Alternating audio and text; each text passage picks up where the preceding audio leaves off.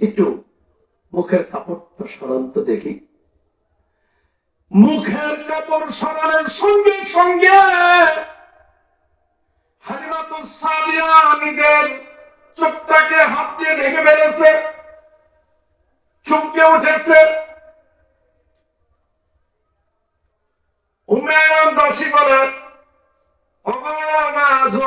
আপনি কেন এমন করতেছেন?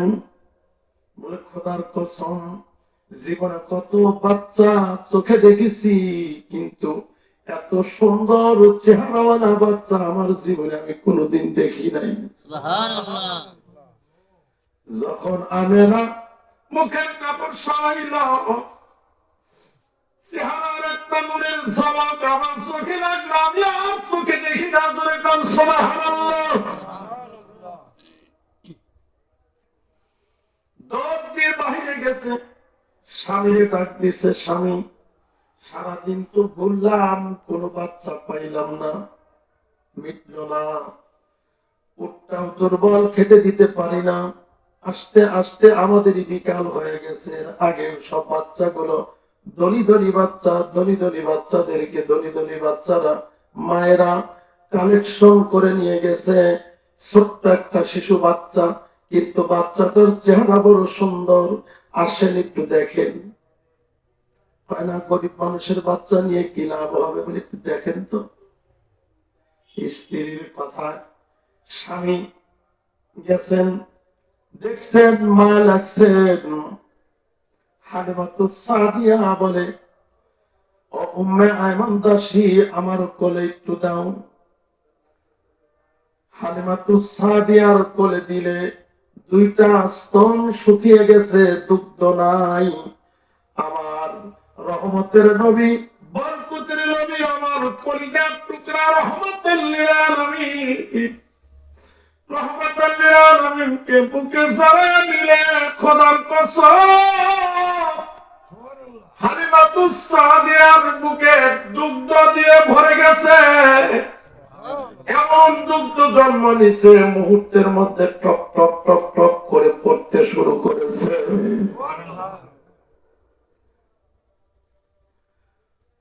মুহাম্মদ সাল্লাল্লাহু আলাইহি ওয়াসাল্লামকে বুকে লাগায় দিছে, ডান স্তনে লাগাইছে, দুগ্ধ খায় নাই। বাম স্তনে লাগাইলো, তাও খেলো না। এবার আপন সন্তান আব্দুল্লাহকে যখন বুকে লাগাইছে, পেট ভরে দুগ্ধ পান করেছে। এরপরেও টপ টপ করে দুগ্ধ ওভারলোড হয়ে পড়ে যাচ্ছে। নবীজিকে ডান স্তনে লাগাইলেন, তখন দুগ্ধ খাইলেন।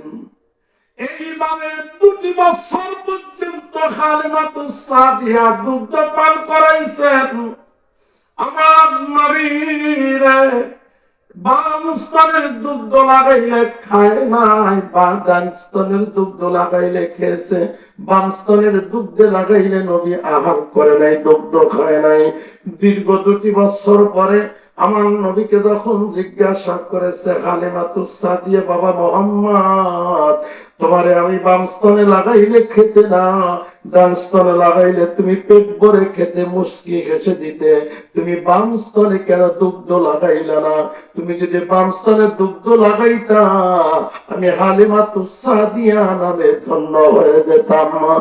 নবীজি বলে, মা, আমি জানি আমার একজন ভাই আছে, আমি যদি বাম স্তনের দুগ্ধ খাই, ডান স্তনের দুগ্ধ খাওয়ার পরেও যদি আমি বাম স্তনের দুগ্ধ খাই, আমার ভাই আব্দুল্লাহ কি খাবে গো মা? এই জন্য আমি বাম স্তনে কখনো মুখ লাগাইতাম না। জোরে জোরে বলেন সুবহানাল্লাহ। নবীর চরিত্র, এটাই হচ্ছে নবীর চরিত্র। আমাদের আছে এরকম? বলেন আছে? আমরা মায়ের সম্মান দেই, বাবার সম্মান দেই, সম্মান দেই শ্বশুরে, সম্মান দেই শাশুড়িকে। শাশুড়ির জন্য সুন্দর সুন্দর খাবার, শ্বশুরের জন্য দামি দামি পোশাক, আলাদা আলাদা সবকিছু রাতের অন্ধকারে নিয়ে পৌঁছাইয়া দেওয়া। শ্বশুর আসলে জামাই আনন্দের অভাব নেই। কি আনন্দ! বাজারে কোন জিনিসটা দামি, কোন জিনিসটা তাজা, ওইগুলো আইনে এটা শ্বশুর আর শাশুড়ির বসায় খাওয়াবে। আর মা দুঃখিনী, বাবা এত কষ্ট করে লালন পালন করেছে, যে বাবা আপনার পরীক্ষা ফ্রি জোগাড় করার জন্য রাতের অন্ধকারে বন্ধুর বাড়িতে হেঁটে হেঁটে গেছে, 10 মাইল 12 মাইল রাস্তা হেঁটে গেছে। গভীর রাতে যা বলে, বন্ধু টাকা রোজগার করতে পারি নাই, ছেলের পরীক্ষা আগামীকাল, যদি পরীক্ষার ফি না দিতে পারি খোকা আমার পরীক্ষা দিতে পারবে না। বন্ধু 200 টাকা হাওলাত দাও, আমি আস্তে আস্তে তোমার শোধ দিয়ে দিব। সেই বাবা, বাবার গায়ে পাঞ্জাবি ছেঁড়া, ঈদের আগের দিন দেখবেন মুসির দোকানে যা দেখবেন কোন যুবক সন্তানের, ছোট্ট বাচ্চাদের, যুবতী মেয়েদের কোন জুতা ওই মুসির দোকানে দেখবেন না, শুধু মা আর বাবার জুতা দেখবেন। কারণ তারা নতুন জুতা পরলে শিশুরে নতুন জুতা পরাইতে পারবে না। বলেন ঠিক না?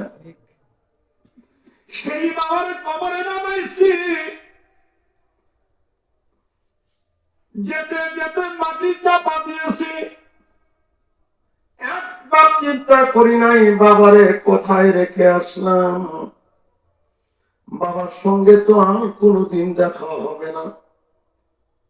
বাজার আমার শিশু ইন্তেকাল করেছে, আমি আজও পর্যন্ত আমার শিশুর কবরের পাশে আমি দাঁড়াইতে পারি না, আমার সাহস হয় না। ছোট্ট বাচ্চাটারে কবরে নামায় আসলাম, কেমন আছে, কোন অবস্থায় আছে, ওই দেশ কেমন কোনদিন তো দেখি নাই, কোনদিন তো জানি নাই। দুনিয়ার সব দেশের খবর নেওয়া যায়, ঘরের জানলা দিয়ে বাবার কবর দেখা যায়, ওই বাবার কবরের খবর কোনদিন নেওয়া যায় না। বলেন ঠিক না ব্যাটি? অথচ বাবার জমি জমা দখল করতে করে খাচ্ছি, বাবার আসবাবপত্র ঘর বাড়ি সব আমরা খাইতেছি, আমরা দুনিয়ায় বসবাস করতেছি বাবার সবকিছু দিয়ে। বৎসর শেষে একবার বাবার জন্য খরচপাতি করে আলেম ওলামাদের দাওয়াত দিয়ে এর বাবার জন্য দোয়া খায়ের করতে পারি না। কিন্তু শ্বশুর মারা গেছে, বছর বছর ওই শ্বশুরের জন্য, শাশুড়ির জন্য বিবি আবদার করে ওই মসজিদের ইমামরে দাওয়াত দিয়া, ওই মসজিদের ইমামরে দাওয়াত দিয়া খরচ করে বাবার জন্য, অর্থাৎ সেই শ্বশুরের জন্য দয়া মাগফিরাত কামনা করে। ঠিক না বেঠি?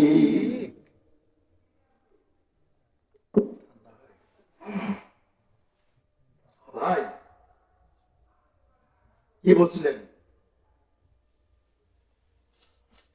গোরস্থানের একটু মাটি বায়না করে রাখ না, গোরস্থানের একটু মাটি বায়না করে রাখ না, ওরে সেই মাটিতে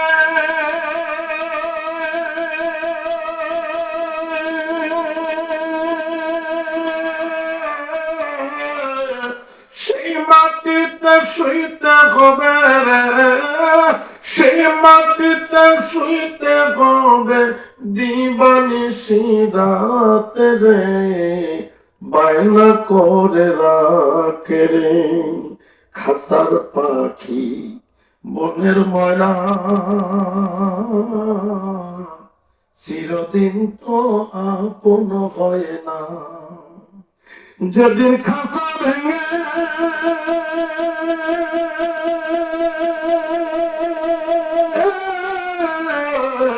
যেদিন খাসা ভেঙে পালিয়ে যাবে রে, খাসা ভেঙে পালিয়ে যাবে, চিন্তা করে দেখ না গোরস্থানের একটু একটু মাটি বায়না করে রাখলা, গোরস্থানের একটু মাটি বায়না করে রাখলা। আল্লাহু আকবার। বাবা, মৃত্যু তোমার পিছনে পিছনে ঘুরতেছে। বলতেছিলাম বাপজি, যেই নবীর সৃষ্টি না করলে আল্লাহ তাআলা কিছুই সৃষ্টি করতেন না। ওই নবীর পেটের মধ্যে লম্বা লম্বা দুটি পাথর বাঁধা। কেন বাঁধা? আমার আল্লাহ বলে, ও আমার বন্ধু, এই দুনিয়াটারে আমি আল্লাহ পছন্দ করি না। এই দুনিয়া শুধুমাত্র আমার বান্দা বান্দীদেরকে সৃষ্টি করেছি। আল্লাহ তাআলা সূরা মুলুকের ভিতরে ঘোষণা করেন, আল্লাযী খালাকাল মাউতা ওয়াল হায়াতা লিয়াবলুয়াকুম আইয়ুকুম আহসানু আমালা ওয়া হুয়াল আজিজুল গফুর।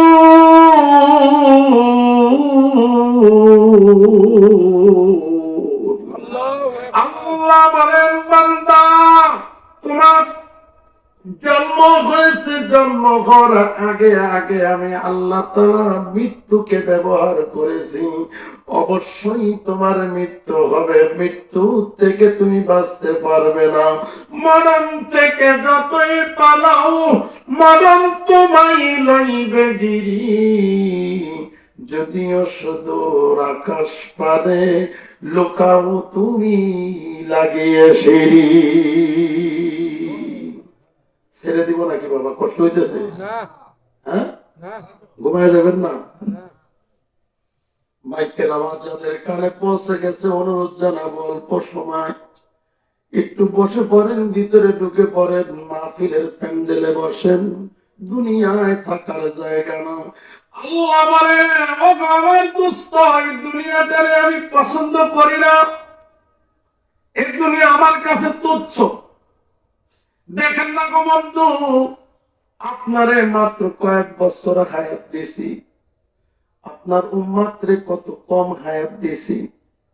কারণ আমার দোস্তের উম্মত দোস্ত খুব ভালোবাসে, এই জন্য আমার দোস্তের উম্মতরে কম হায়াত দিছি। কম গুনাহ করবে আমার দোস্তের উম্মত, অল্প সময় অনেক নেকি কামাই করে দুনিয়া থেকে চলে আসবে। ভাই আমার, বাপজিরা আমার, মুহাম্মদ রাসূলুল্লাহ সাল্লাল্লাহু আলাইহি ওয়াসাল্লাম মসজিদে নববীর বারান্দায় বসে আছে। হযরতে বিলাল রাদিয়াল্লাহু তাআলা আনহুর দৌড়ায় আসলেন, এসে বলেন, ইয়া রাসূলুল্লাহ, ইয়া হাবিবাল্লাহ, আপনি কি ফাতেমার ঘরের খবর জানেন? আপনি কি ফাতেমার ঘরের খবর জানেন? বিলাল, আমি 3 দিন হলো আমি ফাতেমার ঘরের খবর জানি না, কারণ আমি দাওয়াতের কাজে ব্যস্ত, আমি খবর নিতে পারি নাই কি হয়েছে। আমি কিচ্ছু জানি না। ফাতেমার ঘরের দরজা বন্ধ, দরজা খোলে না। হাসান হোসাইন বাইরে দৌড়াদৌড়ি করতেছে, ফাতেমার ঘরের দরজা বন্ধ। আলী বলে ডাক দিলাম, আলী সারা শব্দ দিল না। আলীও বাড়িতে নাই, কিন্তু ঘরের দরজা ভিতর থেকে বন্ধ। আমার নবী পাগল পারা হইয়া চলে যায়, ফাতেমারে ডাক দেয়, দরজা লক করছে। ফাতেমা লক করছে। ফাতেমা, ও মা, দরজা খুলবে মা, আমি তোর বাবা বিশ্ব নবী, তোর দরজায়, আমি তোর দরজায় দাঁড়াইছি গো মা। তুই তো জানিস রে মা, তোরে না দেখলে আমার ঘুম হয় না, তুই না খাইলে আমার খাওয়া হয় না। মানে দরজা খোল, এক নজর তোরে দেখে চলে যাই। হাতে মারাক দিয়ে বলে, আব্বা যান, আমি যে আমার বাড়ির দরজা খুলে আপনারে ভিতরে প্রবেশ করতে দিব, আমার কাছে এমন কোন অতিরিক্ত কাপড় নাই। তার মানে ফাতেমা তো জোহরা কাপড়বিহীন যায় নামাজে বসে আল্লাহ